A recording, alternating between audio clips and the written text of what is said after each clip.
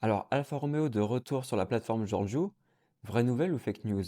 Pour rappel, la plateforme Giorgio, à l'origine, a été développée par l'équipe Alfa Romeo Maserati autour des années 2013-2014 pour les nouvelles Giulia et Stelvio et les futurs Maserati qui suivront derrière. Cette plateforme a été unanimement reconnue par tous, par la presse, par les utilisateurs, pour son dynamisme et son efficacité. Son point faible, c'est qu'elle n'était pas électrifiée, elle n'a pas été prévue pour ça à la base, donc c'est pour ça qu'on n'a pas eu tout de suite des Giulia ou des Maserati, notamment hybrides rechargeables, même si c'est venu un petit peu plus tard avec le Grey Calais, qui est justement sur une plateforme Giorgio Evo, mais elle n'était pas prévue pour l'électrification. Mais pour en revenir à Alfa Romeo, à la création de Stellantis, on nous a dit que les futurs Alfa Romeo seraient 100% électriques à partir de 2027, et ça pour la survie de la marque, et c'est pour ça qu'on a eu tout de suite le Junior, et après les Giulia et Stelvio devaient avoir des descendantes, qui sont les Giulia et Stelvio électriques. Les Giulia et Stelvio électriques devaient être sur la toute nouvelle plateforme multi-énergie, la fameuse STLA large ou Stella large, selon comment on le prononce, et elle était bien normalement multi-énergie. Sauf que la petite différence, c'est qu'il y avait 4 versions de cette plateforme STLA large. On l'a appris après. LP1, il y a la version LP2, la version LP3 et la version LP4. Et Alfa Romeo, les Giulia et Stelvio d'Alfa Romeo étaient sur la plateforme LP3 qui était finalement prévue que pour du 100% électrique.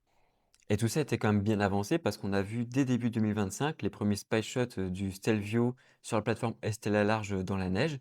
Donc en fait, tout était prêt pour une présentation courant 2025 pour après une commercialisation en 2026. Sauf que voilà, quelques mois après ces spy shots, Antonio Filosa est le nouveau CEO de Stellantis et très rapidement sont arrivées les premières rumeurs comme quoi finalement les Stelvio et Giulia devaient aussi être proposés avec des motorisations hybrides parce qu'il n'y avait pas de marché suffisant pour les Giulia et Stelvio 100% électriques et donc ce serait des échecs.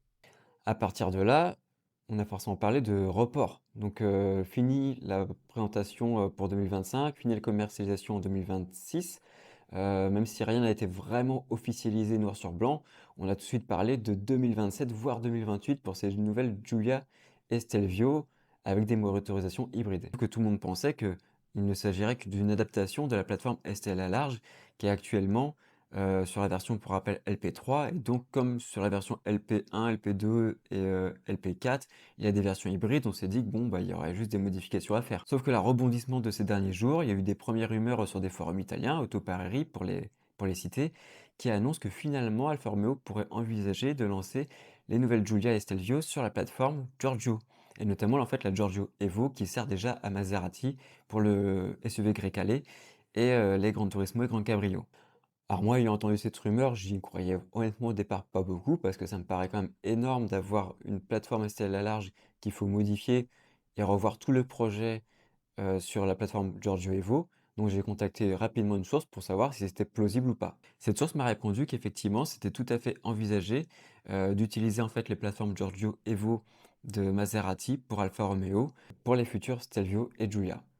Donc ça déjà, c'est la première information. Puis, quelques jours après, une autre source m'a en effet dit qu'en interne, il avait été discuté chez Alfa Romeo d'utiliser la plateforme Giorgio Evo pour le Stelvio et la Giulia.